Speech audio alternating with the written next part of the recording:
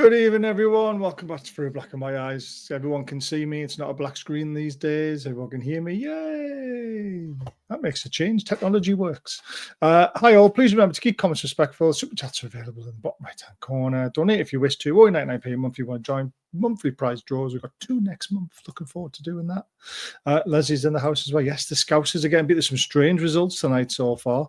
Real Madrid are also getting beat off Olympian Icos, I think it is. Evening says Dan and Ches. Gary's in the house as well. How we doing? Robbie. 10 men, Villa. Sorry, Everton. Poof.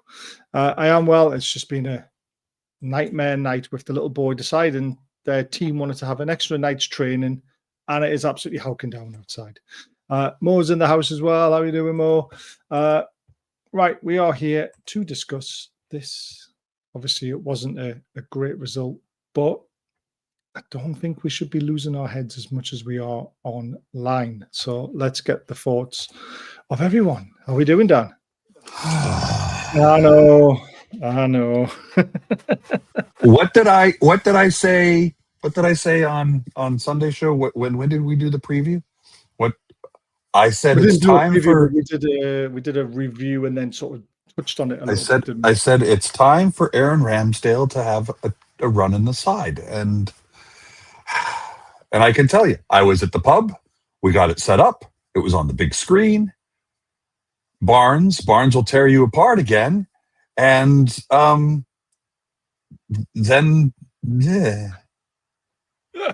Can we just say the starting 11? I looked at the starting 11 and went, oh, okay, I'm trying to figure this out. The way it looked on the pitch, well, is that where you want me to start? Is that where you want me to go? We'll bring Scott in first. Let's bring Scott in. Yep. Hey, Scott. No, I looked at that starting 11 and went, okay, so Chow's going to play right back. He's playing with Cher and Byrne in the middle, and then playing Livramento wide left. Yeah. So they're going, okay, that works for me. But then it turned more into a 3 at the back situation. I was kind of like, I wasn't too fussed about 5 at the back for some reason. I can see why he did it. Yeah. I can see why he did it. I don't like it, but... Don't like it. I don't like it, but there it is. Well, I like that he keeps playing Nick Pope, but I can see why he did it again. We set up so well. We were in control. This is it. The tactics were working. The tactics were sound. Yep. Yeah. Why do we go a goal ahead away from home and then bottle it every week? Well, Scott, I think most concerning for me was the manner in which we gave up that equalizer 20 seconds into the second half. It's like they come out and they're not turned on. And it's like Nick Pope hadn't even gotten to the goal from the start. It was like he was still walking back to the goal. I mean, sorry, Nick. I've started calling it Nick Pope's suicide run because it's just, I mean, he's on the biggest stage and he's just proven that he's not quite there. Ramsdale needs to come in. But we all know against Everton, I don't know whether you want to go there yet. Oh, nowhere near yet. We're only 4 minutes into the show. Hey, come on. But we've got to start about the start, though, because, I mean, the first 5 minutes was fantastic. First 5 minutes, we go ahead. Yep. And what I noticed, which I was very impressed with, was the high press was back. Yes. Mm-hmm. Yeah. And I know they got through the lines quite a few times with it, but the energy was there. We were willing to take a risk. It wasn't there at Brentford. It wasn't there at West Ham. The energy was there.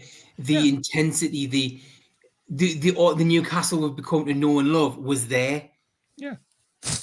I kind of got the feeling that maybe they saw some of the Geordies out enjoying themselves the night before, and they're like, "Right, these guys are here. We're geared up for this. Let's go." And I think I read it looked good from the beginning. Some people haven't been watching a lot of what they've been doing, and actually they have been playing quite well. I think everybody thought we were going to turn these over because we turned City over.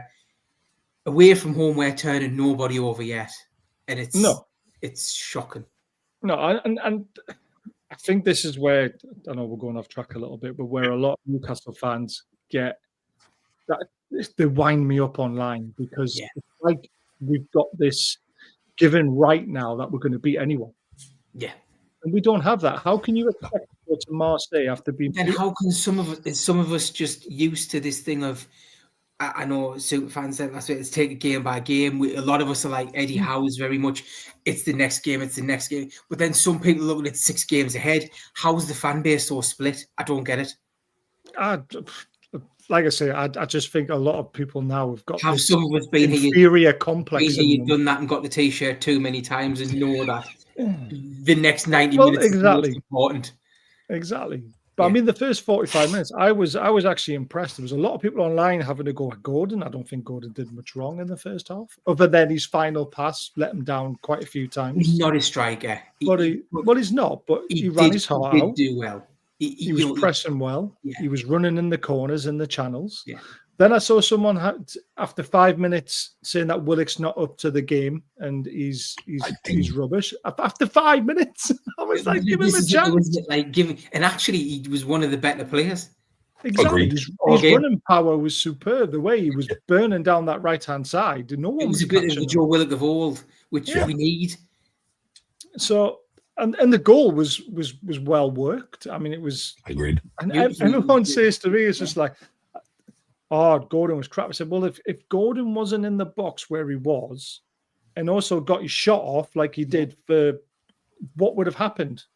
Yeah. Oh, well, Barnes wouldn't have got the ball, would he? It's exactly. We had men in the box again, didn't we? Which is the most important thing. When you're going down the wings. Just like to pick on players, certain ones. They do. So was anybody surprised to see Voltemata on the bench? No. You thought rotation, here we go. Rotation, we don't have any other options. We've got the Merseyside Magnums next. Yep. Just keep him fit. The Merseyside Magnums. Let's just keep them. Let's keep Voltemata for them. The Scottish Rats, as they're called. The way I looked at it was, I see, and I can't disparage them because one of my best mates is a toffee. So, but I laughed because I'm sitting there looking at it, going, okay, the way this looks, I know we're all expecting Gordon to be in the 9. But the way it looked when Barnes scored, I was like, okay, I can see this. Gordon's out left. Murphy's out right, and Barnes is in the middle, which is something that Baz and I have discussed in the past as well. Going, he's played there for Leicester, you know, he could do this. As well. Yep. Mm-hmm. Yeah. And then for whatever reason, you know, I don't know. Is it the headband? Is it too tight? You know, is it not Gucci? He just needs a haircut. Well, no, I mean, you know, did Maxi not leave any in the dressing room that he could wear or something like that? I mean, is it just the straight black is it the clash? Does he need an orange one to go with that particular kit? What is it with him that he just falls apart for whatever reason? And in the Champions League, we expect him to put on a show. That's where he's put his shows on this year. Like in the Champions League, he's really stepped his game up, and I don't think he was bad last night. He wasn't bad, but he wasn't a striker in those last few games when he scored goals either. That's the difference sometimes. He's to do a different role, isn't he? He needs to be scaring defenses with pace. Yeah, that's what he needs to be doing. But Scott, I don't think he's got it since whatever the hip thing.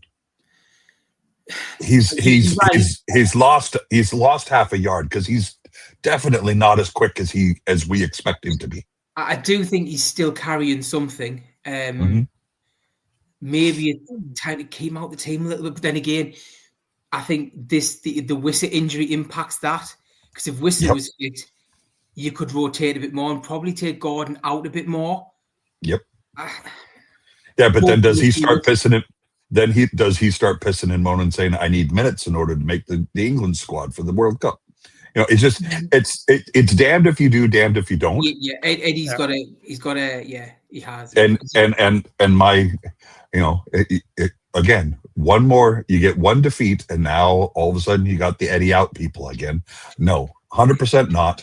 I am still 100% behind Eddie Howe because I truly believe he's got the noose to get us where we got. We often say to a lot of fans that Eddie Howe out, who would you replace him with? And not one can give me a viable answer. Nope. And I still Pochettino's going to walk away from the U.S. men's national team. No, I don't think so. I wouldn't have him anyway. I'm talking about the retreads. We're not going to get Mourinho from Benfica. We've already got his number. We've is Maresco going to leave Chelsea? No. Is Thomas Frank going to leave Spurs? No. I'm sitting there going, who? Oh, Eric Ten Hag. Let's do that. No, I think not. Xabi Alonso's not going to leave Real Madrid to come here. I mean, it's just, I'm Eddie Howe is the best manager for us at this period in time because he has credit in the bank. He has the support of the board. He's now got a leadership chain that he can work with.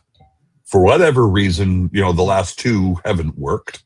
And he's got, for the vast majority, he's got, so much of the Geordie population behind him. We've just got some that have some followings on social media who now, I've given up on him, so now everybody else should too. No, I don't think so. There seems to be, away from home, there seems to be a mental thing going on. We would go a goal ahead and then we just drop off. Is it a fact of, right, we'll go ahead, this is in the bag now? If that's the way it is, then they need to stop that shit and keep going. They need to get a second. The second. The thing is, though, in the first half, when you watch it again and again and again, we scored after 5 minutes. Yeah. We didn't just drop off and say we're going to be defending for the next 85 minutes. We knew they were going to come back at us, and we were going to play the transitional game, which was the counter-attacking football. Yeah, I mean, Aubameyang, let's face it, like he did it in the Premier League. Yes, he might have lost a yard. Yes, he's getting on, but actually, the last thing that goes is the ability to score. And he's just amazing at it. He just knows. Well, he missed an absolute sitter in the first half, though, didn't he? When he got played on a plate with that header, I was like, "Oh, this could be our night." When he missed that, shame. Greenwood was no, no, but we're not quite there yet. Well, and I was so hoping, as you saw me share on Instagram, I think I shared it on Twitter as well, but. I think everybody in the football world was waiting for Joe Litton to take out Marlon Greenwood. Yeah. And then we didn't see him in the starting 11. I was like, well, shit. No. Easy for Everton. Yeah. Well, again, Scouts is the 1-1 now. Damn it. Go back up to Jim's comment, Baz, because that is something that I've been saying episode after episode after episode. Until we see a W&W strike attack and Livramento and Hall and and then you start Chow and Botman, Chow and Cher. You can name any number of those. He hasn't got his first 11 yet available. No. When you said that Aubameyang had lost a yard, I was like, well, Nick Pope gave him 2, so it's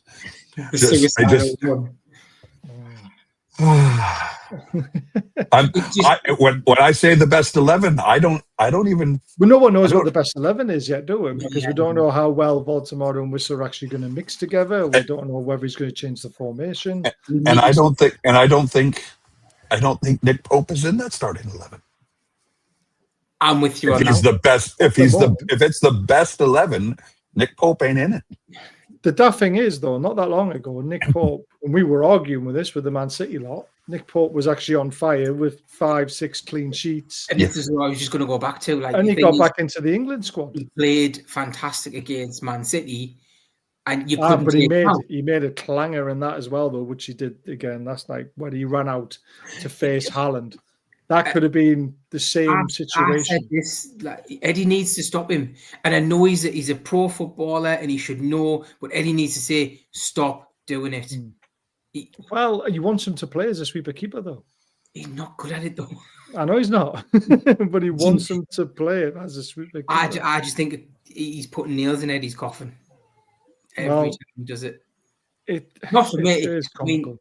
It is. It's not. Well, it is comical, but unfortunately, we've got to live the nightmare every week. We have to live. It's comical for everybody else, but we just know he's going to do something. We do. Kamikaze. But I want to go back to the starting 11 because, again, there's so many people on Twitter who think just because a player is on the bench, he's fit enough to start the game and play 90 minutes. That is so not true. I had an argument with someone on Twitter, and he took it the wrong way, as they always do. But Volta should have started. Should get him on now. Should get him on now. I messaged and I said, look, there's obviously clearly a medical reason why Eddie Howe hasn't started him and why he's not on the pitch yet. It was like 55 minutes gone. Yeah. And he said, well, he shouldn't be on the bench then if he can't play. He's come from a league that's slower. It's not as physical. And we're expecting that young lad now to play Premier League football, Champions League football, Carabao Cup. At the moment, he needs a break. Eddie, we don't see them day in, day out in training. He obviously needed a break. And you got to remember, he's probably going to need him at Everton. So it was Tuesday. It was Saturday night to Tuesday night. But what I said to the guy, I said, look, this was his argument. If he's on the bench, he's fit enough to play. I said, he's on the bench because we've got nobody else. Yeah. For a start. And then he's also on the bench because I reckon he's got 20 minutes in him. 15 to 20. I think I said 15 minutes. And I think it was the 55th minute when we said this. And he still argued. He was on the bench. And then he came on with 20 minutes to go. And I said, that's why he's on the bench. Yeah. But he can play 90 minutes easily. I went, he can't. Well, players are not robots. You couldn't see it. And I was like, he's like, of course he can play, 2 games in a week. Of course he can play 3 games in a week. I went, maybe next season. Next season you should be up to speed. Even then, you've got to manage players' minutes, haven't you? Absolutely, 100%. Because you're going to have to manage Wisser. You can't just chuck Wisser in for 90 minutes either. We're going to see him 15 minutes here, 20 minutes here. He's not going to start a game straight away, is he? He's going to need to build up his legs. He's going to need to trust his body again. In January. We'll see. But and then there was the Lewis Hall situation. Well, loads of people whinging about Dan Burn playing. I said, well, first of all, he wasn't playing left back, so why are you whinging? Right. Yep. He's playing in his favourite position, and he didn't have a bad game.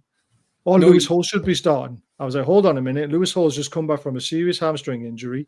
He's not had warm-up games. He got thrown in against Man City and played 77 minutes. Yeah. He can't play on Tuesday night as well and do that again. Of course he can.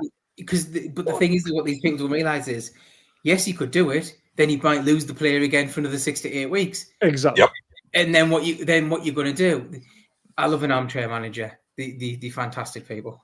If they've time to train, they've got time to train. Jesus Christ! Your body recovers itself. 1-1. Arsenal Bayern, and Arsenal should be flying as well. To be fair, but yeah. Your body recovers in the nighttime when you're asleep. You need sleep. Do you know what I mean? It's just like and let's talk about that for a minute. Saturday they played the 5:30 kickoff. Yeah. So it wasn't an 8 p.m. kickoff. It was a 5:30 that they traveled either Sunday night and got there Sunday night and got checked into the hotel and all that. Then they were able to train lightly on Monday or this, that, and the other in order to play on Tuesday. I mean, it's not, as Baz said, you recover when you sleep. Well, you're not sleeping if you're sleeping on a plane. People don't think about the travel for them, though, do they? They don't think about the other bits because these superstars, they can just go and do it. But actually, there's still people who have to recover the same as we do, who have the same stuff, they don't think of that, do they?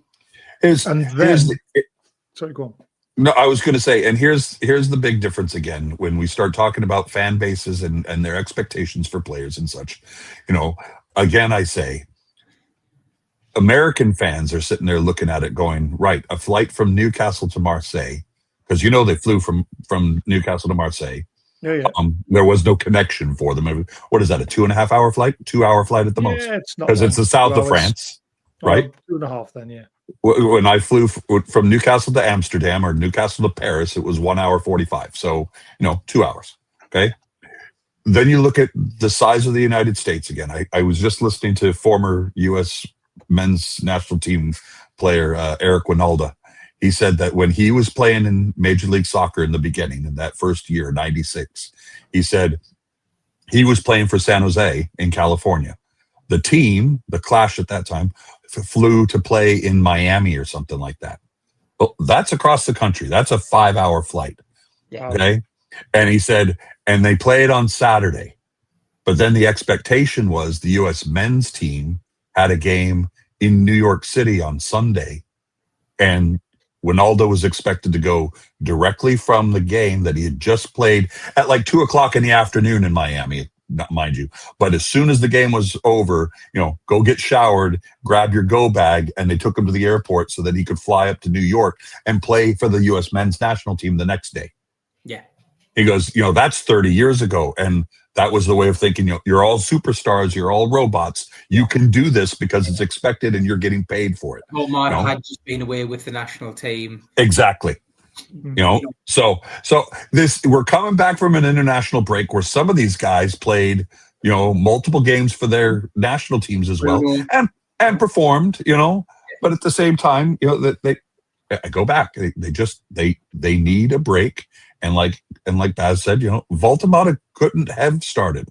I wasn't surprised to see him on the bench because he just played against City. But then people will say, yeah, but Chow just did too. Okay, they're different positions, guys. Different positions, different body stature. Yep. Voltemata's a waist size bigger. He's not as, I don't think he's as built as Malik Thiaw. No. And Malik Thiaw last night, yet again, put a shift in. And he had, and when we went home on Saturday night, he pulled Erling Haaland out of his pocket and put him on the nightstand. Exactly, yeah, so I know he was carrying some weight, wasn't he? Yeah. The other thing about it as well is when you play up front, people don't realize you actually exuberate a lot more than what you do playing at the back. Yeah, normally our press as well. Yeah. Because we start the defence from attack. Yeah. Yep. And you're expected to get back, defend, get forward, get back, get forward, get back, get forward. It's you use a lot more energy playing up front, which I found out when I was little as well. Game's changed a little bit, but I still think you use a lot more energy than what you do as a defender. I've just got back from Marseille. Every supporter backed the Mags in defeat. For all those who sat behind their keyboards in the Secretary's Journal, know how us only make themselves heard in defeat. Well said. Yep. Well done. Yep. And well done for your support in Marseille as well. I hope you got back home 100% safely, because there was some nasty scenes with some of the police, I believe, batting them with batons and. But there were also some pretty terrific scenes prior to the game. Wow. I mean, just I loved the one where all the fans in the pub were all yelling FPSG, FPSG. I thought that was hilarious. Did you see the old guy swinging off the netting? Yeah. I was like, whose granddad's that? Come on. Having a good time in Marseille tonight. So he was literally giving it the big lick. It was amazing. But again, this is the thing: like the fans who go to games, they support the team all the way through it. But then when you go online, the people who don't go to the games, I know they want to be there. We all want to be at the games. Yeah, they seem to forget, and I don't know if it's because they haven't got the match experience in the ground when they're watching it, and they're watching it on TV. It's a little bit different. I think you feed off other comments though as well that they see, and they feed off that energy of somebody else that's negative, and you just think, oh, come on, man. Yeah, I think for every positive comment, there's always 10 negative comments in a defeat, isn't there? Which makes it difficult to argue, or even, I don't call it arguing, I call it debating, and putting your point across and trying to say, oh Jesus, Spurs are beating PSG. In PSG, some weird results. So the old Jim Carrey from Dumb and Dumber meme comes out. So you're saying there's a chance? You're saying there's a chance, exactly. But again, so all right. So do you want to continue talking about the first half? Because I thought for the first 45 minutes, we did very well. It was the madness of the first 5 minutes of the second half that did all of our heads in. And for every one positive comment, there being 10 negative comments. Well, shit. Every one of those 10 negative comments was well deserved for those first 5 minutes. They just went 100%. Totally. We'll finish off the first half first because I enjoyed the first half. Okay. I actually thought it was a good game of football. We just put it there, then we'll just pretend it was 45 minutes. Yeah, we should. That's exactly what we should do. We'll win most of our games then. Absolutely. Need to start back in Newcastle. Be winning at half time. You might win some money. But yeah, I did say at half time, and this was my tweet. We've been here before. Yeah, it's how I started it, and I said we need to keep our heads going. We need to do this, do that, and obviously it didn't happen because we're in. But is right as much as Pope's to blame, is the kickoff to blame as well? This whole new let's punt it up front and kick it out with touch. And if it doesn't go out with touch, you put yourself on the back foot because you've lost the ball straight away. It becomes a dodgy strategy, doesn't it? Because if it doesn't go out... 15 seconds it took them to score from us kicking off. Yeah, it is a dodgy strategy, isn't it? And I'm not quite sure. I personally don't like it, but I think a lot of teams are now doing it, and it's trendy at the minute. Well, they started doing it after they saw the PSG goal, didn't they? Because PSG kicked it out, won the ball high up from a throw-in, and then scored. Yeah. And everyone thought, "Oh, hold on a minute, is this the new golden goose?" Yeah. I still don't like the new kickoff. I'm old school. I think that the two players have to be on the ball and one has to tap it in front of the other. I quite like that with tradition. You know what I mean? Yeah. No, the ball used to always have to go forward, then you kick it back. Then, Yep. Yeah. Like breaking the line of scrimmage in order to but it also couldn't be the same player. This whole kick it back from and you're at a disadvantage also because if you're kicking off, all of your players have to be outside the center circle. Yeah. Well, this was the problem. So the tactics is get the ball as high up the pitch as possible straight away, or you do it like if you watch rugby when they kick off from the half centre, you try and curl it in the air as high as you can, and then you get your big guys running up to try and catch it. Well, obviously, in our place, we try and head it. So you had Shaw and Dan Burn all legging it up the line from the kickoff. It's supposed to be defended, right? Potentially. Yep. And this is, and everyone pointed this out. There was Tonali and Bruno, and I think it was Chow with the three that were back chasing Aubameyang because everybody else was up front trying to get that ball. Yep. And this is what it looked like. Now,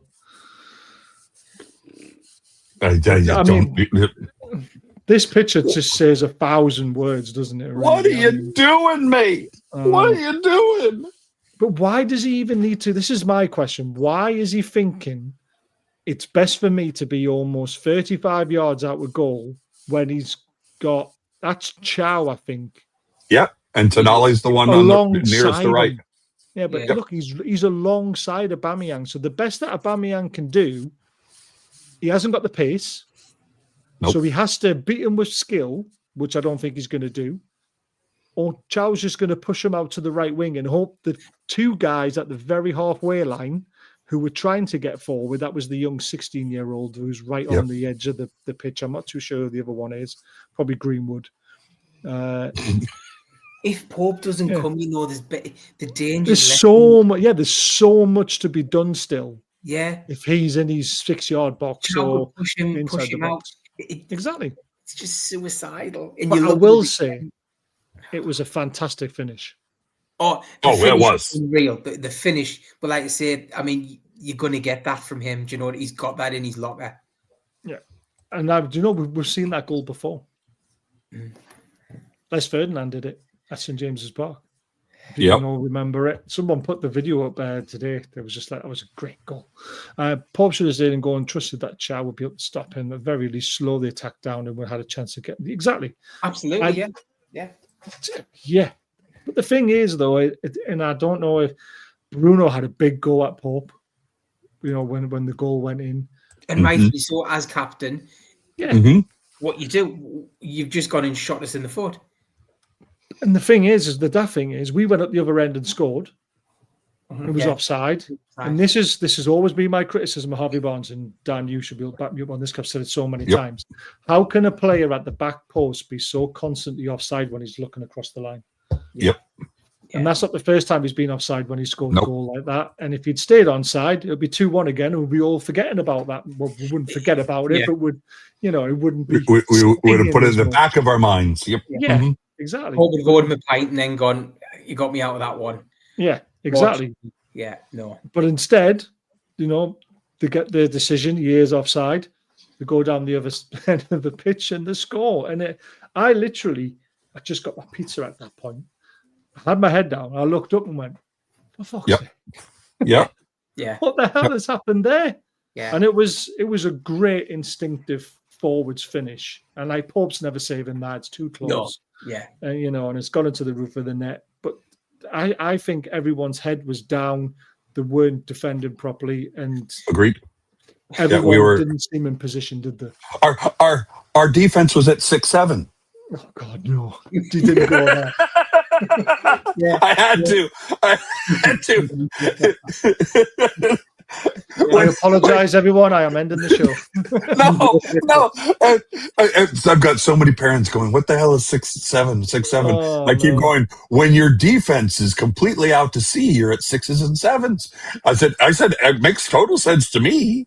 Yeah. It means you're shit. That's not what 6-7 is. I know. I know. Oh man, my little boy nearly bought 6-7 today on the game. Jules has put me in timeout. Brilliant. I love it. Oh God. It's all I heard on Monday night as well. Yeah, I don't doubt it. I don't doubt it. Someone shoot me. Give me a gun. Give me a gun. Don't. Oh man. I tell you what though, even though they went 2-1 up, I thought they weren't as brave as I thought they were going to be. Agreed. 2-1. I think I tweeted out that I thought we could get back into it, and I thought there was more in it for us. I really thought we could turn it round, and we didn't. I even thought that the substitutions that were made were like, okay, now they've improved us. We're playing better. We just, for whatever reason, couldn't get anything on target. Couldn't get anything in the box. We didn't. It looked like we didn't have a plan, even though we had the pieces on. We said this at City as well, that we've got to be more clinical. I mean, City. Yes, we won it, but actually there was 5 or 6 chances that we should have buried. And this is happening weekly. You're putting, Harvey Barnes, he missed a sitter. He's missed a couple. Gordon, sometimes he doesn't put them away. They're not prolific goal scorers. We need somebody that can just keep banging them in. And we haven't got that yet. Hopefully that's going to be Wissa. Yeah, I'm hoping. The thing, a lot's riding on Wissa coming back, hitting the ground running, and starting banging them in. If he doesn't, I'll tell you one thing I was disappointed with, though, and I don't know if you guys agree. When was the last time we scored a free kick? Lauren Robert? No, it wasn't that bad. Or PSG equalised. Oh, it'll be Kieran Trippier, Man City. Yep. That was Eddie Howe's very first full season as manager. That's how long ago it's been since we scored from a direct free kick. And when Tonali was standing over that ball, I thought, finally, Tonali's gonna hit a decent free kick. He's gonna have a chance, and it was shocking. Yep. I have no faith whatsoever. If we win a free kick in a dangerous area, we're going to get it on target. No, we need. You asked. I think you tweeted. You said, "Why isn't Harvey Barnes over that?" Yeah, why didn't he have a goal? Because he used to take them for Leicester. Yeah. Why wasn't it? And you would think with Tonali at that angle, I said to my mate that was standing at the pub, I said Tonali's got a shot on that. I think I trusted him to put it in the net there. And at least on target. Yeah, Lewis Hall could have as well. Well, I think it was the wrong angle for Lewis Hall. I think it was too far outside of the left post. Yeah. It was a right footer's dream of a free kick. If we had James Ward-Prowse, you'd be expecting that to hit the top corner. Yeah. But then if we don't have the confidence in our players to score from a dead ball, why aren't they doing a Solana Shearer sort of thing? Right. I don't know. Roll it across. Then let Lewis Hall hit it rolling across, or let Harvey Barnes hit it rolling across. Yeah. Let Toon Army hit it rolling across, who can strike a ball. They're probably the three players I would have confidence of someone scoring from like 25 yards. Harvey Barnes, Lewis Hall, and Toon Army. I wouldn't have any trust in anybody else doing it. Yeah, sure. Oh, yeah, of course, yeah. He was on the pitch at that point. Yeah. Was he already? Yeah, Shah's another one potentially, but he's a bit more hit and miss, isn't he? Yeah. So that was a bit of a frustrating thing for me. And we huffed and puffed, let's face it. And I mean, we did. They were quite dirty, I thought, in the second half when we were trying to transition forward or hit them on the break. I remember especially the very last tackle of the game almost when they took Alanga out. And he just got back up and carried on running. I thought, go on, lad. Mm-hmm. There was no end product. I mean, like that's what you want to see sometimes, isn't it? You just want to see them get back up and go to it. And I didn't think Alanga did badly either. I didn't either. I didn't think he did badly at all. And he seems to be the scapegoat at the minute, like 55 million for this kid. And he's the scapegoat. He will come good. I hope so. I agree. I think he will, but yeah, it is. But again, he's got to get run of games to come good. And at the moment, we just seem to be chopping and changing a lot. Mm. You know, we don't know who our best wingers are. We don't know which best positions there are. Gordon being fit again for us and another issue for Saturday, but we'll see. Even when Voldemort came on with 20 minutes to go, I was thinking, you know, let's get the ball into his feet. His touch didn't seem to be there that last night. Yeah. I thought it bounced off him a little bit. Even when he was in the box, he didn't seem to be attacking the ball as much as I'd like to see him. I don't know. Was the quality of the crossing there? I don't think it was. I don't know. It just seemed a lot of huffing and puffing in the second half, but no real idea. Yeah. That made sense. I think there's panic sets in though, isn't there? I don't know what it is. Away from home, it just seems to panic set in. Like it's City. City went 1-1 and there was none of that panic. It was like, we're at home, we're fine, it will be okay. Away from home, I was panicking. I think everybody just, I don't know, they just look so nervous to play when they get a goal down, or it becomes 1-1. We just seem to switch off.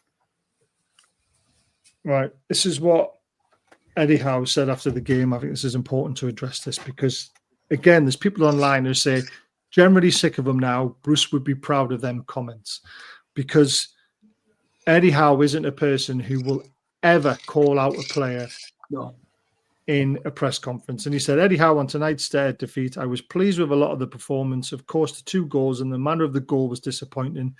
Yes, chucking away a lead again is very disappointing. Losing away from home, very disappointing, but there were positive signs. I mean, Dan, he's never, ever going to throw a player under the bus, no matter how bad they are. It's just not what he does. No, it's not. He's not that kind of a man manager, and he's not going to make a fool out of anybody. He may have a go at him in the locker room, but he's definitely not going to do it in a press conference. You're absolutely right. Which is why it's really frustrating to see our own fans say they're sick of him, and Bruce would be proud of those comments. We've got a man who knows how to handle the media now. Yeah. Agreed. He runs rings round them at times. You know what I mean? And I'd rather have that. It kills them with kindness. It's great. Yeah, exactly. Yeah, he does. He kills them with kindness. He gives nothing away. He'll never chuck a player under the bus. If one goes under, they all go under. And he leads from the front. And that's what I love about Eddie Howe. He leads by example. Exactly. So, yeah, I mean, we'll talk about Nick Portman a little bit more because, I mean, he still pulled off some good saves in that first half. He was in the right place at the right time when he needed to be. There was a lot of sort of like those ones where he stood tall at the front post and he saved them. He just, let the ball hit off him and fly away. Yeah. Some good saves, but then he threw it all away with that one stupid mistake. So are we literally now at the point, but I think we are, it's Ramsdale in against Everton, or we do we believe Eddie Howe's ever going to make that decision? I don't think he's ever going to make it. I think it's going to be. I think it'll be Pope in against Everton. I do. I don't see Ramsdale coming in. As much as I would like him to come in, I just don't see it happening. Is Eddie, if he benches Pope now, does he damage Pope's confidence irrevocably? That's to the point where he never comes back. Yeah. And he also gives the fans the thing of, he gives the fans the thing of you're right, yeah. And if we start dictating, because if he starts seeing comments or whatever about what we want, and he starts going, well, the fans want this and that, no, it's what Eddie wants, and he won't damage Nick Pope's credibility or his confidence by sticking Ramsdale in. I think you'll stick with him. Well, the big question is, Scott, does Mad Dog take him aside and say, right, Eddie, it's time. Maybe it's time. Maybe, or Graham Jones, and I saw after the second goal, Eddie was sitting on the bench, with his arms crossed and looking, and Graham Jones was just having a go at something. I couldn't I couldn't read his lips, but he was gesticulating about something, and maybe he was just remarking, going, "How the hell did we do that in 5 minutes?" Yeah, but I think he's doing. A lot of us were doing like he's done it again, rinse and repeat. He's done it again, and it's like 4 or 5 times he's done it. I can't blame them for that either, because he can't keep doing it. The worst one was Liverpool, wasn't it? When he got himself banned for the cup final, red card final. That day should have been Nick Pope's. Right, that's it. I'm not doing that again. But no, he keeps making these runs, and you just think, why have you done that? Because if without that run, there's barely any danger. There's plenty of time to get people back. Thiaw could have shepherded him out somewhere. The danger's not there as much. Done what again? Running out of the box stupidly and not getting anywhere near the ball, and playing sweeper keeper when there's no need for it. Yeah. No, the one against Liverpool, if you'll all remember, he was trying to head the ball. He was, and he just misjudged the flight. And he missed the judge, and he came down, and the ball hit him in his hands, and that's how he got sent off. So, but there's nothing. It was like the curve of the ball that caught him out. Yeah. I don't know why you're confused. We're talking about him running out of the box trying to be a sweeper keeper. It's quite. He's done it 4 or 5 times now where he's been caught out, and it's cost us dearly. And it nearly cost us against City when he came charging out to try and beat Haaland to the ball, and he didn't. We're just lucky Haaland doesn't like scoring against Newcastle. It's as simple as that.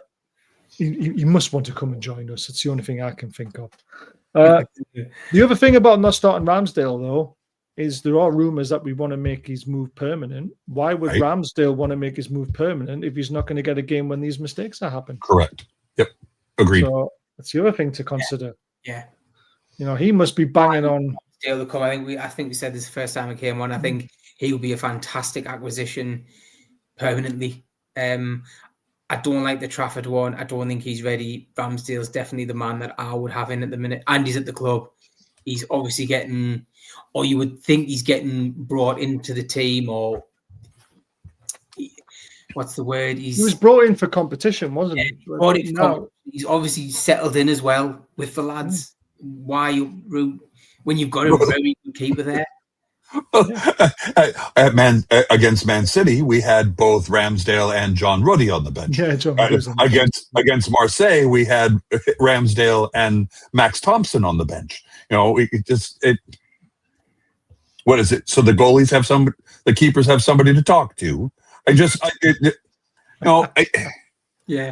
I'm with you. At some point, Ramsdale's got to be knocking on the door frame, going, "Boss, you saw it. Shit tonight. We saw it. Do that for you." Yeah.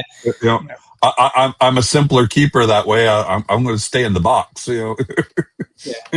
Adam Sandler's not going to be asking me, "Don't you like your home? Get in your home." I'll stay there, boss. I know what to do there. Yeah. So. Yeah, Agreed. Ramsdale was impressive against Spurs, and that's why I think a lot of fans now are thinking you've got to give him a shot. You've got to give him a chance between the sticks. And that was his chance to give him a shot as well, but obviously Eddie's very loyal, and I think you just revert. He hasn't played. He has played. He has played played. against Spurs and kept a clean sheet at St James's Park, and he was excellent in that game. He was. And he was excellent for Arsenal until obviously they decided to bring another goalkeeper in, and then that all backfired on them. And Ramsdale was, and if anybody starts pointing at Ramsdale's form for Southampton, he was playing with a shit defense in front of him. Exactly. There's only so much a keeper can do, and I'm sorry, but our defense is miles ahead of that. So I'm not saying Ramsdale is a world-class keeper. I'm just saying right now something in Nick Pope's head. The synapses aren't firing right. Yeah. When you've got Tiao just running down the field going, get back to your goal. Get back. I've got this. Yeah. Yeah. And then he goes and chases Aubameyang. I'm just like, no, he's gone wide. Go back to your hole. I don't know. I don't see us signing a goalkeeper in January because I don't know. I don't know what's going on with the goalkeeper situation when it comes to is Ramsdale staying. If Ramsdale's staying, you don't need to buy another goalkeeper. If Ramsdale's going back to Southampton, then yes, you do need to buy a new goalkeeper, and that could be Trafford.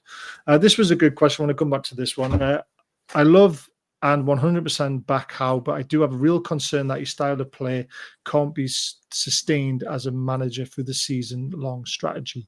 High press, high energy, thoughts.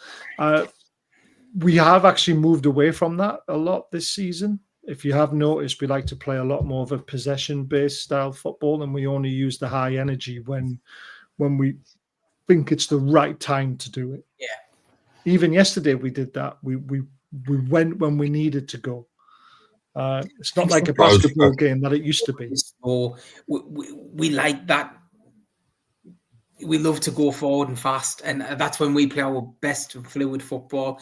And I think changing it at the minute, it's going to take time to bed in.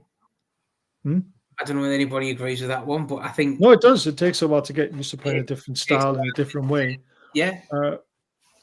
I mean, even when we had the Rat, he wasn't exactly a high presser, was he? Everyone else was a high presser around him, and he got the rewards of it. Yeah.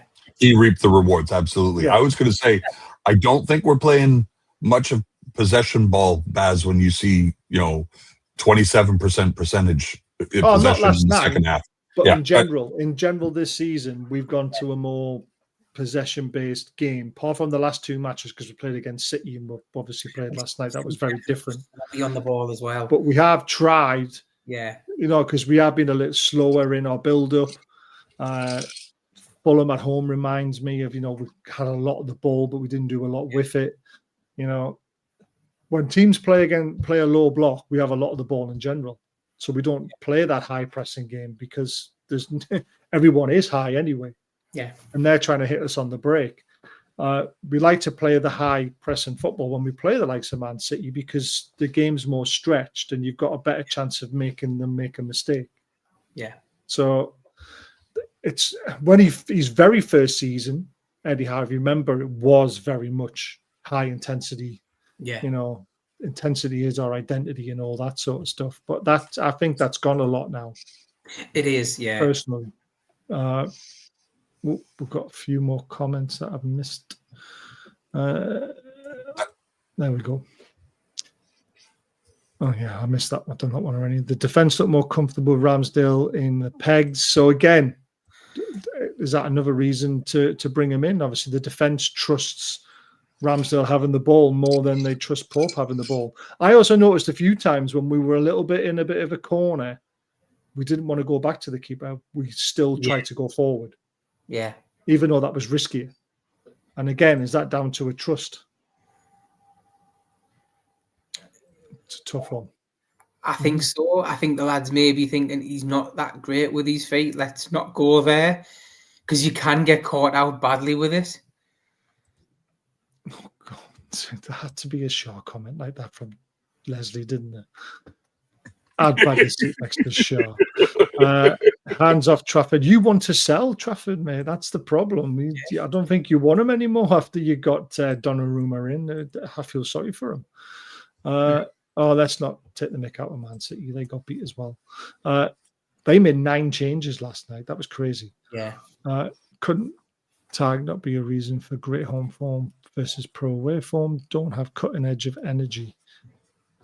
I mean, we are homers at the moment, aren't we? Which is it the crowd? Is it just the home comforts? I do believe the crowd. I think when you go into that stadium, they feed off that energy. I mean, like last night, the home energy seemed electric. From what I heard, it felt like a proper cauldron to be in there. I think the home fans made it difficult for us, like we do at home for everybody else. I mean, we are proper home birds at the minute, which is a worry. Yeah. With that comment, no offense, but it's quite a pointless comment because, yes, maybe neither goalkeeper is where we want to be at, but we have 2 goalkeepers and we've got to make a decision which one actually starts. And at the moment, we feel the one that is starting isn't actually putting in the performances where he deserves to start. So we're saying Ramsdale needs to come in. We can't just buy a goalkeeper now and throw him in, can we? Because we're not in a transfer window. Right. So ultimately, yes, I do agree. But buy your keeper and chuck him in. He beds everybody in slowly. He's noted for it. That is one of the main reasons why we are trying to change the way we play. Because even I forget who the guy is who came in, the physio. Bunce. Yeah, Bunce. He actually pointed that out and said, we have danger zones with players. And if you're going to play this kind of football constantly, you need to have 5 players to be coming on at certain times in the game. And we didn't have the 5 players to come on. So, you either get a bigger squad and play the way you want to play that way, or you sort of change a little bit and then you don't risk players going into danger zones, they call them, don't they? Yeah. You never wanted Donnarumma. He's a quality goalkeeper. I would have took him left, right, and centre, especially for the price as well. Yeah. No, we don't think he's some sort of worldie. Jesus, honestly. I don't know how many times we have to say it tonight. We don't think he's a worldie, but we think he's better than Pope. That's the difference. Yeah. Right now, he's a better option. Right. It's getting a bit of an argument between this one. Les was asking a nice, genuine question, not taking the bait. Always. Again, still about Pope. What you had, John Rudy? We do have John Rudy. We do. We already have a good. Him before Ramsdale. On form, he's not, though. This is what we're trying to say. The form, it's otherwise. It's not a fact. Aaron Ramsdale would not be 35 yards out of his goal with Aubameyang bombing down on him. If he was, he's quicker than Pope anyway, and he would have got there. Well, Pope's legs are 6 feet longer, so it's be slow. Sometimes when the chips are down, you've got to take him out and give him a rest. Yep. Put Ramsdale in. Give the keeper that isn't down and out at the minute a chance. That's a good one. Pope landed on his head against Brentford. Come on now. Reset, just a reset. Oh God, I feel like I'm repeating myself so many times. Did you watch the Spurs game in the Carabao Cup? Did you watch the clean sheet? We only have that one game to go on. Yeah. Right? On that game, as far as we can see, Ramsdale is worth a shot right now. It's like someone saying, well, Joe Linton needs to come out of the team. Here's a fine example. We have Ramsdale, we have Willock, and we have Miley, all good enough to come in and play the game. But everyone wants Joe Linton back in. He has played. Oh, my God. Honestly. Give it a rest now. He played against it. Exactly. Yes, one game is enough. Well, he played multiple games in the Carabao Cup. He has, yeah. He played the first Carabao Cup game as well, didn't he? Yeah. The other one.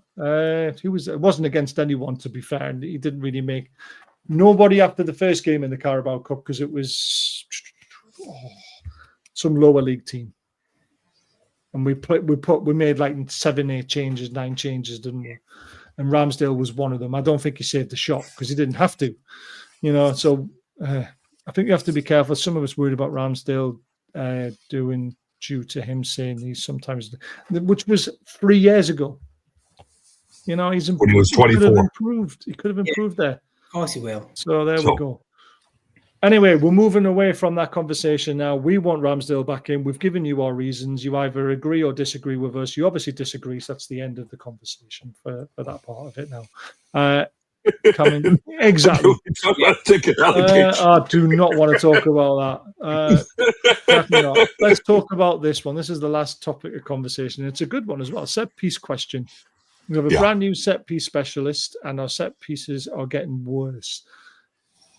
I thought they were getting better. I thought there was more creativity in them. There looks like it's more creative. We've got to give that a chance, though, to bed in as well. Yeah. It's not going to happen overnight. These things don't just... These people don't magically come in and make massive inroads when you've been stuck in a certain place for so long. We've got to give them time. And you saw last night, we tried one, didn't we, where everyone went to the back post and everyone tried to move forward, and then Lewis Hall couldn't beat the first man. Right. So it's all good having a great set-piece course, but if you don't have someone who doesn't deliver the ball... Look at that was pretty new. We hadn't seen that before. Yeah. You know? Yeah, that one as well. We had a corner where the ball was cleared off the line in the first half.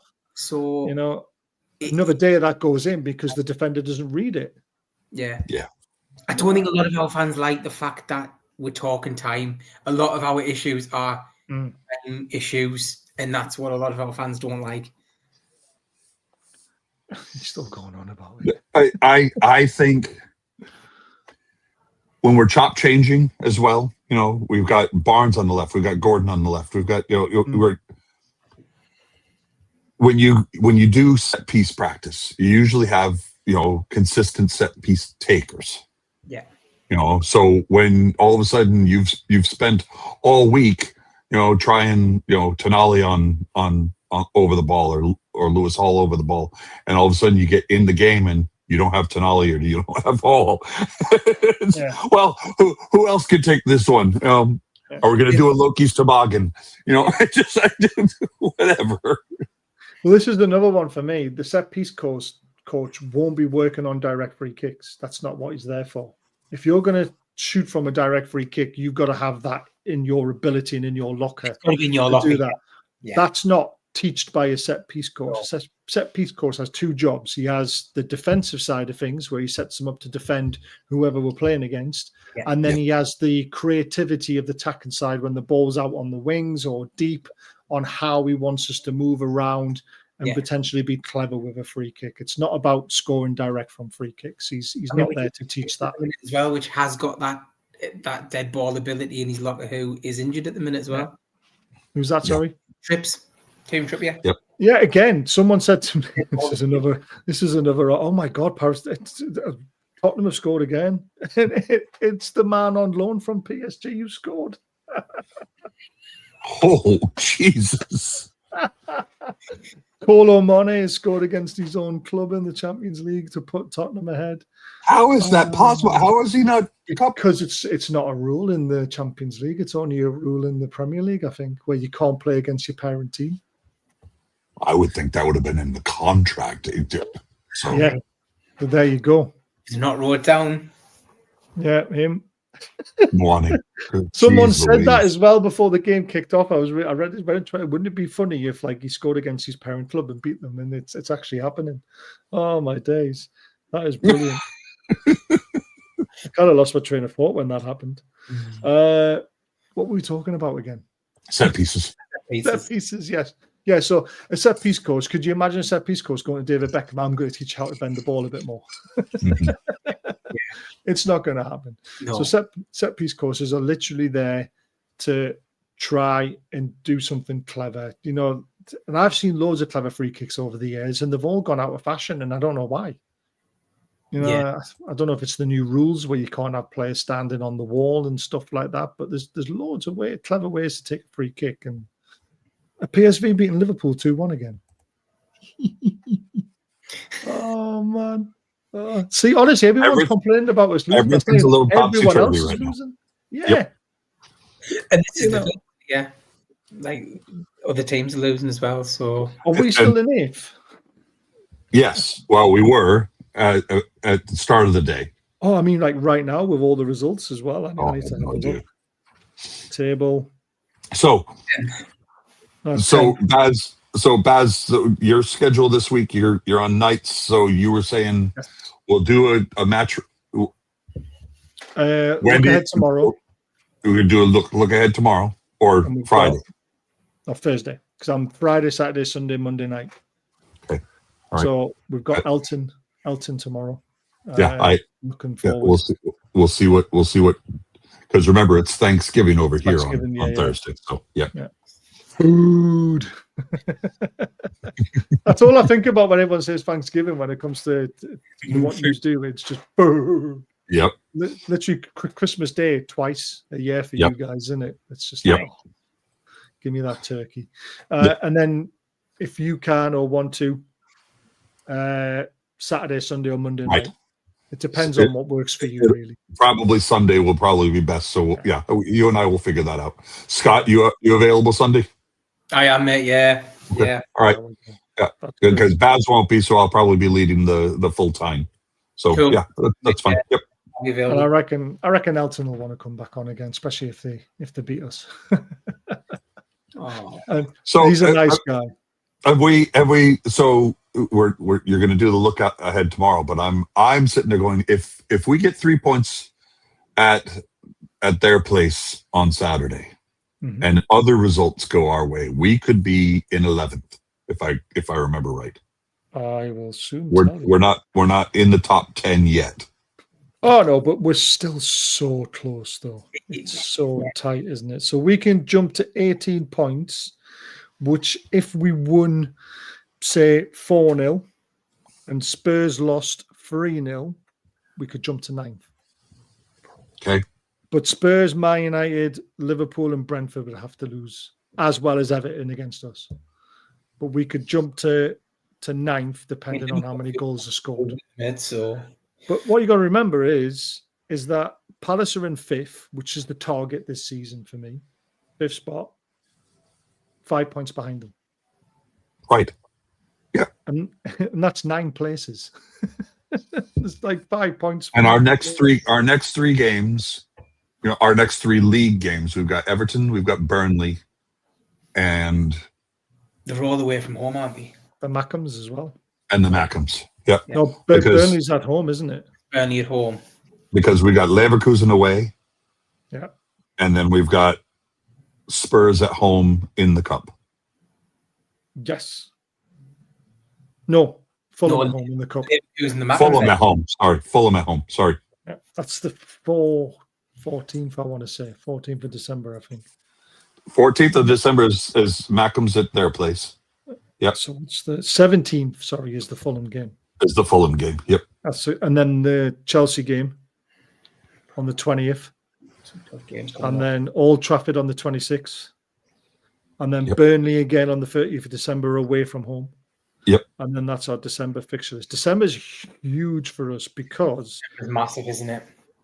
Let's say you get 3 points against Everton. You're then playing Tottenham at home, which we always, and I don't want to be that one that, puts a hex on it, but we always beat them at home, don't we? And then you got Burnley at home. Let's say we do well at home. Yeah. Yeah. But 3-6. I'm going to say a draw against Sunderland because you just never know over being a derby. 7. Chelsea at home. We'd like to beat them, but they're in good form. They beat Barcelona yesterday. Yeah. Comfortably as well. Stava, I'm scared to death of. Oh, don't. He doesn't start all the time, though, does he? I don't know. No, but he's a piece that they can now bring off the bench, and they don't have. Yeah. Good old King Palmer is not available. So, Maresco's got them playing good football. Yeah. But, I mean, we could get 15 points in December, and that's not winning every game. I'd say that. Everybody would snap your hands off. Yep. Oh, 100%. As long as we beat the Mackhams as well. But I'd rather get 15 points and lose to the Mackhams than beat the Mackhams and only get 6 points. Right.